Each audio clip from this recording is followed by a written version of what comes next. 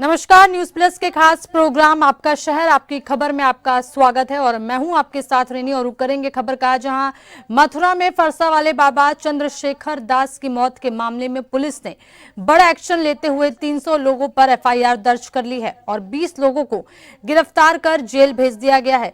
बता दें कि मथुरा में फरसा वाले बाबा की गौ तस्करों के दौरान प्रदर्शन में हत्या कर दी गई थी। बता दें कि पुलिस ने आरोपियों से ईंट, पत्थर और कारतूस बरामद किए हैं और ट्रक चालक पर भी केस दर्ज हुआ है। दरअसल उत्तर प्रदेश के मथुरा जिले में फरसा वाले बाबा के नाम से पहचाने जाने वाले चंद्रशेखर दास की मौत के बाद हालात बिगड़ गए थे और इसी घटना के बाद उनके समर्थकों में भारी आक्रोश फैल गया और बड़ी संख्या में लोग हाईवे पर इकट्ठा हो गए थे। और इसी पर ज्यादा जानकारी के साथ हमारे संवाददाता हमारे साथ जुड़ चुके हैं, अभिनव उपाध्याय हमारे साथ जुड़ चुके हैं ज्यादा जानकारी के साथ। अभिनव, आपसे जानना चाहेंगे कि फरसा वाले बाबा की हत्या कर दी थी, गौ तस्करों ने उन्हें कुचल दिया था। फिलहाल अब इस पूरे मामले को लेकर क्या कुछ वर्तमान स्थिति है? जी बिल्कुल रैनी, मैं आपको बात बता दूं कि जो फरसा वाले बाबा थे वो एक ब्रज में एक अपनी अलग ही पहचान रखते थे और सोमवार की सुबह तड़के 4 बजे बताया जा रहा था कि उनको एक सूचना मिली थी कि एक नागालैंड का जो टैंकर है उसमें गाय को ले जाया जा रहा है। इसी सूचना पर जो फरसा वाले बाबा थे उसका टैंकर का पीछा कर रहे थे और उन्होंने नबीपुर के पास में कोटबंद चौकी क्षेत्र अंतर्गत उस ट्रक को रोक लिया। रोकते जिस समय उसकी चेकिंग कर रहे थे तभी घना कोहरा था, क्योंकि उस दिन तभी जो पीछे से एक राजस्थान नंबर का जो कंटेनर था वो आ रहा था। उसने बताया जा रहा है कि पीछे से उनमें टक्कर मार दी जिसमें उनकी मौके पर ही दर्दनाक मौत हो गई। जिसके बाद में जो उनके जो समर्थक थे और उनके समर्थक सड़कों पर उतर आए और उन्होंने प्रदर्शन शुरू कर दिया। प्रदर्शन इतना भयंकर था कि किलोमीटर लंबा उस समय जाम लग गया और उन प्रदर्शनकारियों ने पुलिस पर ही जमकर पथराव किया, जिसमें लगभग 23 पुलिसकर्मी घायल भी हुए थे।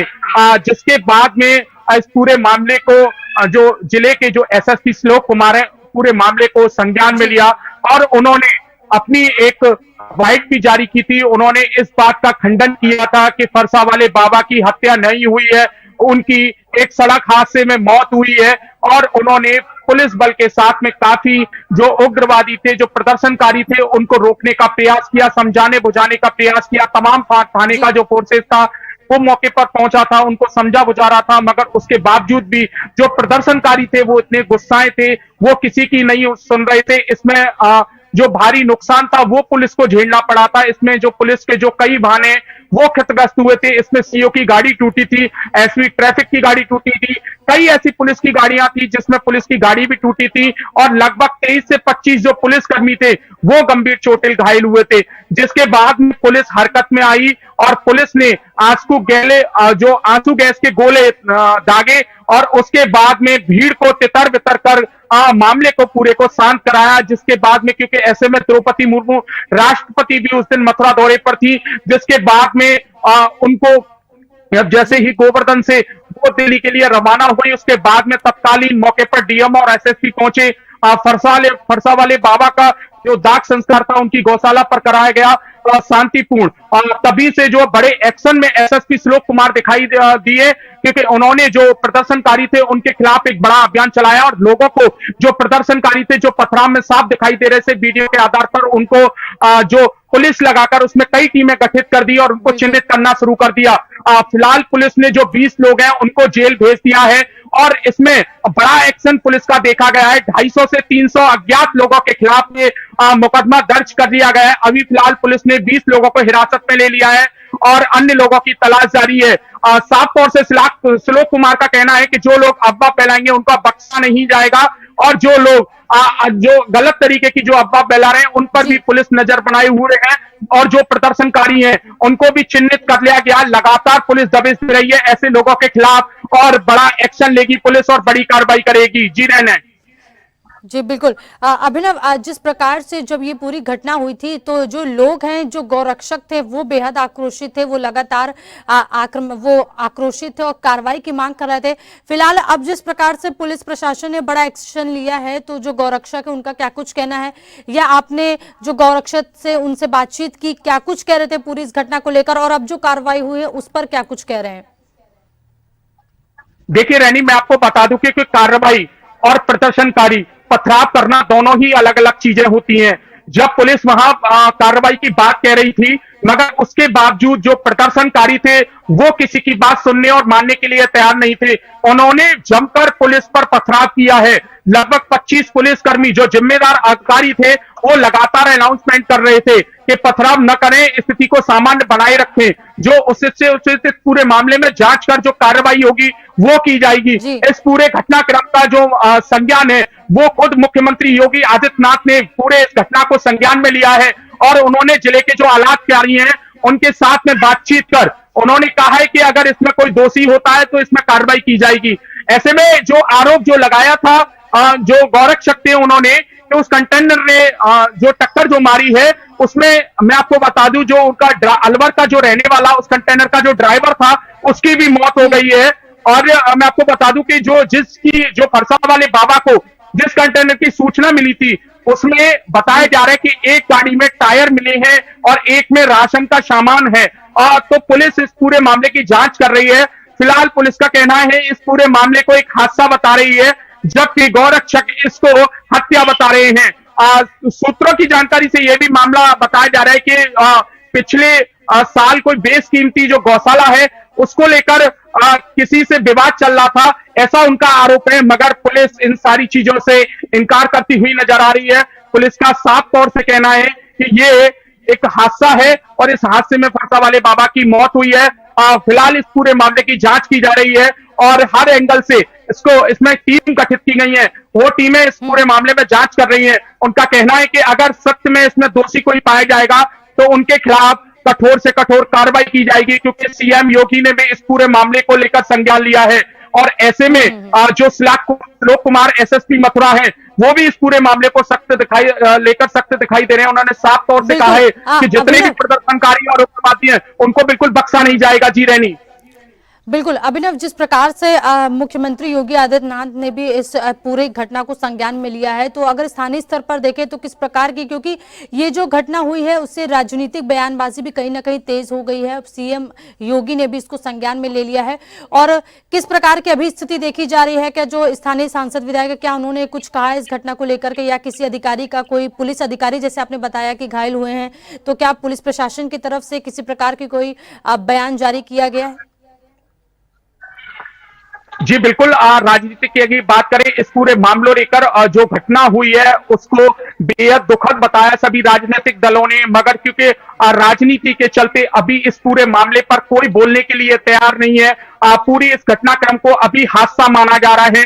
बाकी जांच के बाद है पता लग पाएगा कि वाकई एक हादसा है या एक रची हुई ये साजिश है, क्योंकि एक फरसा वाले बाबा अपने आप में एक अलग पहचान रखते थे और उनकी जो बुलेट जो गाड़ी थी उसके आगे एक फरसा लगा रहता था और फरसा वाले बाबा के नाम से वो फेमस थे। पूरे वहां जो जिनकी गौशाला थी वहां आसपास के क्षेत्र में उनको बच्चा फरसा वाले बाबा के नाम से जाने जाते थे वो, और अपने आप में वो एक अच्छे गौरक्षक थे। और वो जो कई उन्होंने ऐसे जो गौरक्षक है, कई गौशाला भी काफी बना रखी थी, उसमें जो हजारों गायों का भरण पोषण करते थे।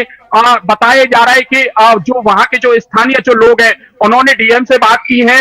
डीएम का साफ तौर से कहना है कि इस पूरे मामले को गंभीरता से लिया जाएगा। उनकी मांगे हैं कि वहां एक शहीद मार्ग बनाया जाए उनके, और एक वहां समाधि बनाई जाए जिसमें वहां उन पर विचार किया जा रहा है। गौरक्षकों ने एक डीएम से अपनी यह भी मांग रखी थी कि उनको उनकी आत्मरक्षा के लिए उनको लाइसेंस दिया जाए, जिस पर उन्होंने साफ तौर से कहा है कि जो एसएसपी जो डीएम है वो दोनों लगातार वार्ता कर रहे हैं, उस पर गहनता से जो है बैठक की जाएगी और उसके बाद में जो लोग जरूरतमंद होंगे, जो वाकई में उनको जरूरत है, उनके लिए लाइसेंस भी प्रोवाइड कराया जाएगा। मगर अभी जो फिलहाल है जो प्रशासनिक और जो पुलिस है, दोनों ही लोग गहनता से इस पूरे मामले की जांच कर रहे हैं, क्योंकि मामला बड़ा गंभीर है। और ऐसे में पुलिस क्योंकि जो प्रदर्शनकारियों ने जो उपद्रव किया है उस उपद्रव के खिलाफ कार्रवाई में जुट गई है। 300 लोगों पर इस पूरे मामले में एफआईआर की गई है। 20 लोग पुलिस ने इसमें हिरासत में लिए हैं और श्लोक कुमार का साफ तौर से कहना है कि अगर कोई भी व्यक्ति इस पूरे मामले को लेकर भड़काऊ बयान या कोई भी सोशल मीडिया के जरिए अगर कोई भी गलत पोस्ट डालता है और भड़काऊ देता है तो उसके खिलाफ प्रशासन सख्त से सख्त कार्रवाई करेगा। और ऐसे में अभी लोगों को हिरासत में भी लिया गया है और पुलिस लगातार उन लोगों को वीडियो के आधार पर चिन्हित कर रही है और आगे भी कार्रवाई करेगी। जी रैनी।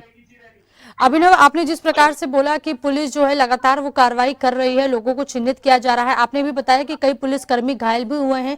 तो जो पुलिसकर्मी इस दौरान घायल हुए हैं, चोटिल हुए हैं, तो फिलहाल अभी उनकी क्या कुछ स्थिति है, किस प्रकार से उनको मतलब क्या अस्पताल में उनका इलाज जारी है, किस प्रकार की स्थिति में है जो घायल पुलिसकर्मी हुए हैं? जी बिल्कुल, जो घायल जो पुलिसकर्मी थे, पुलिस ने समुचित उनका इलाज कराया है। बताया जा रहा है कि उसमें एक दो लोग हैं वो अभी अस्पताल में भर्ती हैं, बाकी सबका जो इलाज था वो पुलिस ने समुचित कर दिया है। जो इलाज, क्योंकि वो चोटिल हुए थे, उनके जो पट्टी करा दी गई है, उनको दवा दिलवा दी गई है। फिलहाल स्थिति सामान्य बताई जा रही है, सभी लोग खतरे से बाहर हैं। मगर ऐसे में क्योंकि पुलिस जब रक्षा करती है लोगों की, वहां एक सूचना पे पुलिस पहुंची थी और पुलिस लगातार वहां अनाउंसमेंट कर रही थी कि इसमें समुचित कार्रवाई की जाएगी, दोषियों को बख्शा नहीं जाएगा। मगर उसके बावजूद भी पुलिस पर इस तरीके का पथराव करना बेहद गलत है, बेहद दुखद है। क्योंकि उग्रवादी इस तरीके से साफ देखा जा रहा है कि जब वो पुलिस पर इस तरीके का बर्ताव कर रहे हैं तो बेहद कहीं ना कहीं ये कई सवाल भी खड़े करता है। क्योंकि पुलिस उनकी सुरक्षा के लिए थी, पुलिस मौके पर पहुंची थी, उन्होंने जमकर पुलिस पर ही पथराव किया, जिससे पुलिस को सरकारी नुकसान भी झेलना पड़ा है। कई गाड़ियां उसमें क्षतिग्रस्त हुई हैं। तो ऐसे में जो लापरवाह जो इसमें जो प्रदर्शनकारी हैं जिन्होंने पथराव किया है, उसको लेकर जो एसएसपी श्लोक कुमार हैं वो बिल्कुल उनको नहीं बख्शेंगे, उन्होंने साफ कहा है। जी बिल्कुल। अभिनव, अगर बात करें तो जिस प्रकार से जो प्रदर्शनकारी हैं वो ये कह रहे थे कि फरसा वाले बाबा की हत्या की गई है, लेकिन पुलिस प्रशासन का ये कहना है कि ये एक हादसा है। तो अगर जो लोग थे, जो स्थानीय लोग हैं या जो आम लोग हैं, वो क्या कुछ कह रहे हैं घटना को लेकर के? क्या वो हत्या कह रहे हैं या फिर इसे एक प्रकार का हादसा या घटना कह रहे हैं? लोग क्या कुछ कह रहे हैं? देखिए, स्थानीय लोगों का कहना है कि जैसा कि माना जा रहा है कि जो दोनों गाड़ियां थी, मौके से पुलिस ने दोनों गाड़ियों को हिरासत में लिया है और जो ड्राइवर था, क्योंकि ड्राइवर भी उसमें घायल हुआ था, जिसकी हालत गंभीर होने पर उसको आगरा रेफर किया था, जहां उसने दम तोड़ दिया।